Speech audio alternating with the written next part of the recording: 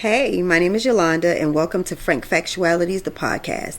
Tune in each week as I speak frankly about life experiences from my perspective and offer you a bit of unsolicited advice. Let's take a little time to laugh, to think, and to cry as we tackle some serious topics and some not so serious topics. Be sure you subscribe so you don't miss an episode.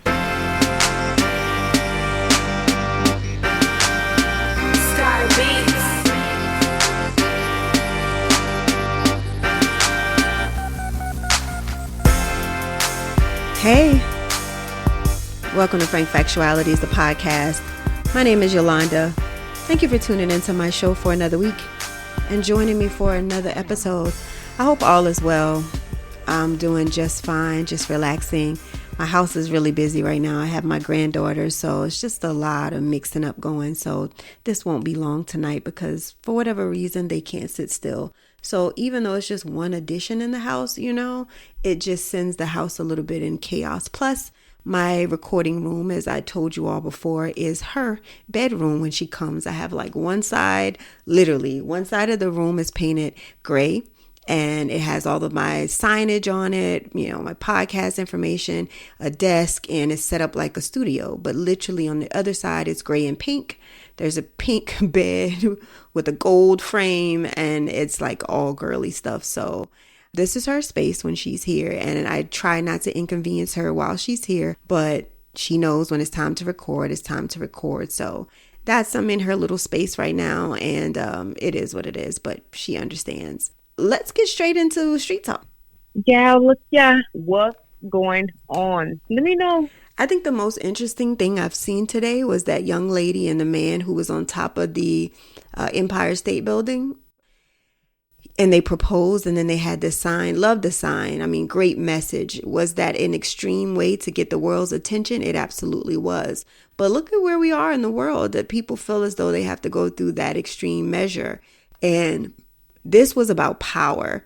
And of course, we need to love more and not be in love with power and money and influence. But right now, it's just so much racial tension, and whether we're left wing, we're right wing, and how we view the world, and politically that is. And it's just really stressful. And I don't know why each group of individuals, regardless of where you land on politics or your race or gender or whatever, is so obsessed or so fixed on the other group of individuals, if that makes sense. That could be, again, Democrats on Republicans, vice versa, young and old, black and white, poor and rich.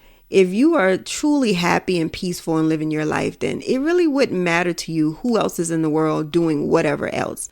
The whites like to tell black people a lot that, hey, why is this always a race thing? Why do you always make it a race thing? And I feel like, why do you guys make it a race thing? Like, there's a page that says, leave black people alone. And I think that that's symbolic of what I'm trying to say. Most of us are just minding our business, living our life. It isn't until we are provoked, bothered, or feel like someone is being prejudiced against us do we now feel like, well, wait a minute, what's going on here? But why does it matter? Why does someone existing bother you so much? To me, it's just like, what do you have going on in your life so that you have time to focus on it and be mad? No, what I do on a day-to-day basis really doesn't affect you. And they do on a daily basis, it really doesn't affect me. And I know everybody's life is different, and we're in different stages of life. We live in different places, but I don't think I would be around people who didn't value me or who didn't see me as a citizen. You know what I'm saying? Like, I think that that's important to kind of put yourself in a position where you don't have to deal with the foolishness, because we all got a decision. I'm not saying you have to run from things, but I'm also saying that I ain't gonna gravitate to it either. And an example of that would be if I were college age, I would definitely go to an HBCU. I did go to an HBCU, but now in this climate, I would definitely go where I'm celebrated and not tolerated. I just wouldn't want to put myself in a predicament where I could be. No, I shouldn't run from anything. Yes, if it was a place I wanted to be, but at the end of the day, I tell kids this all the time, and this has nothing to do with race, by the way, but no one on your application is caring what college you went to. Do you have the degree? And did you graduate, and whether or not you can do the job? At the end of the day, your graduate degree probably holds a little bit more weight if you did go to grad school. But again, where you went to undergrad or grad, who gives a shit? I mean, is it impressive to say, oh, I went to Harvard, I went to Princeton, I went to Yale? Yes, it may give you an eye, but if it's not an Ivy League school, to be honest with you, then it's really not that big of a deal. It's just your personal preference. Yes, will you connect more maybe with someone who went to the same school you did? Probably so, but that's not a make or break thing. You know, nowadays everybody's getting their degrees from online institutions, and it's really just not that big of a deal with the school. So yeah, I just think that we just got to invest ourselves into things that invest in us, and people who also love invest in us and support us. So anyway, that's enough on that. Now, this past weekend, was it the weekend? Yeah, this was the weekend. This past weekend, I ran into a ex coworker. I haven't seen her in a little while. And she asked me a question. She was just like, oh, what are you doing now? Are you working at the same place? You know, do you have your same position? I just knew by now you would be like higher up, like in a different position. And I was like, no. And she was like, oh, okay, I'm so sorry. You know, I just thought that maybe by now you would be. And so I was like, no. I get that a lot. And I say that because people just assume that because I've been a school counselor and I've been a school counselor for a while that I have aspirations of moving up, right? And I don't. And I think in education, that's what everyone assumes. I remember when my dad found out that I was getting into education, he always said, oh, are you going to go all the way and become a superintendent? And I was like, no. And my uncle is a superintendent by marriage. My dad's sister is married to a superintendent, but I never wanted to be one. But that's what his standard of education was. Like, that was the highest. And we personally knew someone, but I just never had the desire. I don't have the desire to be an assistant principal, the desire to be a principal. And I think sometimes people in education feel like they are above, you are somehow beneath them because you don't hold the same title, or that you can't. No one ever just thinks that, hey, I don't want that, right? I got this degree because it was a job that I really wanted to do, and I'm still in the position because I like to do the job. I have no desire to get away from the kids. To me, the higher you get in your position, the further away you are from directly impacting the students, especially in administration. You sometimes just become a disciplinarian, and I don't want to or choose to be in that type of role in the student's life. I got into this to try to evoke some sort of change in people who were dealing with things, in adolescents specifically. And I don't feel like I can do that in an administrative role. You could, I'm not saying you can't, but I know that I have a greater chance of doing that in the role that I serve.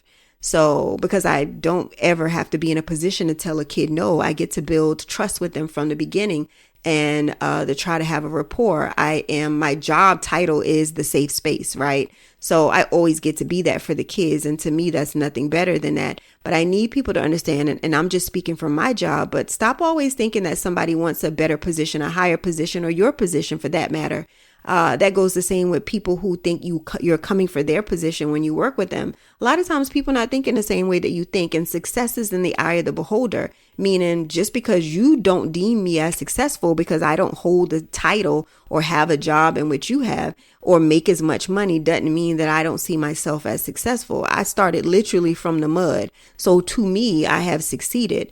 I remember walking in just a regular neighborhood. And when I say regular, I mean regular. It wasn't even in like no gated community, but I would, from my projects, walk to the grocery store and would walk in just a neighborhood with just regular brick homes that might have been 2 or 3 bedrooms, honestly. And I remember praying, like, I just want to live in a house like this one day. And I'm able to live in a house like that one day, right? My house is very regular, but it's what I wanted, is what I asked for. And I am in a position that I could step up, I could level up. But at the end of the day, it's based on what everybody wants. I am not I want to go get the most flashiest thing. It's whatever floats my boat in the moment. And I'm not into purses. I don't care about getting my nails done, right? I love getting my hair done. That's probably the only thing. But at the end of the day, I'm just not big on a lot of things that a lot of people might consider that. You know, you just assume you're a woman. You think, okay, all women like shoes. All women are into makeup. Everybody in education wants to get 3-4 different degrees. They want to get their doctorate. They want to advance, but I have no desire. Now, the next level would be, for me, would be the director of counseling, which just supervises the department, right? And ideally, there was a position open for that, and I went for it, but for selfish reasons, and I'm kind of glad I didn't get it because the Lord knows your heart, right? I went for the position because I didn't want to work for the lady who I knew was going to go up against the position. I had been there longer than her, so I was just like, you know what? I'll probably get it, and then I don't have to deal with her. But I didn't, right? And I wasn't upset about it because it wasn't something that was deep in my heart and something that I wanted. I got a lot of people in my head saying, you probably should do it. You've been there. You'll probably get it. And again, I had been through hell with this woman prior to her even being in charge of me. So having her in charge of me, I just knew it was going to be hell. And it was, at least the first year for sure. Things kind of have changed now. It's not that big of a deal, but I'm not close to retiring at all. I have a lot more years ahead of me. But I am also in the stage of my life where I want to wind down. I have had to be responsible since I've been 12. And that's rare for a lot of people. I didn't have the opportunity to be a child. I never got to just not have responsibilities and not have somebody else that I had to worry about. So I don't know what that's like to be like, okay, I don't have to worry about any children. I don't have anybody that's depending on me. I don't know what that is and haven't known what that is from the time that I can recognize like, hey, you're living, right? You got to figure out what you want to do with yourself. All of those things were gone for me at the age of 12. My granddaughter is 11 now. I can only imagine. We haven't even had the conversation about the birds and bees with her. So I can only imagine where my mind was at that time. Of course, I remember vaguely things that happened. Trauma has stolen a lot of my memories. So I just don't remember a lot of happy things or just basic, just common things that a lot of other people remember. Like I am envious of people who are like, oh, this was my elementary teacher. This was my middle school teacher. These are the things I learned in middle school. These are the things that I did. I don't know. I probably vaguely remember one teacher and I definitely don't remember a name. I just remember situations that may have happened. Because one teacher, we had like pets in the classroom. And so I remember that. I remember in elementary school, that was middle school. No, that was elementary school. I went to 3 different ones. But yeah, I just don't remember a lot. And so what I value and the things that I seem important is just not going to be the same as everybody else. But I don't want people to have blinders on sometimes and just assume that everybody is aiming for the same thing. I am grateful for being alive. I am probably the most grateful for being healthy, to be honest with you. I am that. Every day floors me that he has continued to bless me, especially the shenanigans that I was in and the fact that I don't have to take any medicine every day outside of my iron pills. I don't really count that. It's like vitamins. But I'm not on any medications. I don't have any major health issues. And even if the little aches and pains, it's me getting older, and that's definitely better than the alternative. So I embraced it so much so that I stopped dyeing my hair. I felt like, you know what? Too many of us that I am seeing, and by us, I mean women of a particular age, are trying to be so young right now. Like we want to emulate and imitate this younger generation. We want to be the Megans and the Cardi B's and the Young Miamis, but I've already been them, right? I was in my, okay, Foxy Brown, Little Kim is out, and I was mirroring and mimicking everything that they were doing. And I was living the hot girl life. I was in the streets and I did all of that. And so it's not my time. And not that I still can't look good for my age and have a nice body for my age and work on those things, but I don't want to look like them. And so I'm just going to embrace what God has given me. I think that that is the best thing that I can do to show my love and appreciation for him, is to honor what he's given me and to respect it. At the end of the day, this is how he created me. And I wasn't always happy with that. There were times where I didn't love myself and I didn't love how I looked. And now I don't feel that same way. So I'm embracing the new feelings that I have about myself, which is pretty good. And I didn't always feel like that. So I don't want to be like, oh, I got to change this now. Are there things that I'm like, okay, you can do better. You can lose some weight. Of course, but those are minor things. Like I said, I wake up every day. I'm breathing. I'm healthy. I don't have to have any surgeries. And that's what's most important to me. And I just don't care about the superficial things. I couldn't care less about what type of purse somebody is wearing. I couldn't care less about what kind of heels they have on. Like those things are just so minor to me. So I say all that to say, frankly, the fact of the matter is stay out of other people's business and not assume that these people want to be you. They're envious of you. They're jealous of you. They want to be in your place, or that someone is not happy because they haven't reached a certain status in the job, or that they even want that or expect that. And no shade to my friend. I know she didn't mean anything by that, and she didn't know. But like I said, the general consensus and the type of work that I do is that that's what everybody wants to do. But absolutely not. I know teachers who make more money than the principal, or assistant principals because of their tenure and the level of education and all of that. They can well be over what especially the assistant principal, depending on how many years they've been in education and their level of education. But a lot of principals don't have doctorate degrees, but yet teachers do. And those teachers have been teaching longer than that principal has been in education in some cases. And so they love to be in the classroom, not because they have to, but because they want to. And I think that's where I'm at with my life. My son is about to be a senior, and he will be making his own decisions, whether he's here, whether he goes to college, whatever he decides to do. It will no longer be me trying to plan and make decisions for him. I would strictly be guiding and would be a listening ear and advice to him. And I'm looking forward to that, honestly. And not to be an empty nester. I hate for my son to leave me and out of the house, but I am big on making sure, and I hate saying I'm big on, and I've said that twice tonight, but for some reason I hate when other people say it. But I just got finished watching Pop the Balloon or Find Love, and so that's why that phrase is just stuck in my head, because they always say that. Anyway, I really like being able to allow my children to be their own individuals and fail and fall. I didn't want them to do that as adolescents and while they were in my house in high school, because I feel like that's not necessary. Allow them to be children.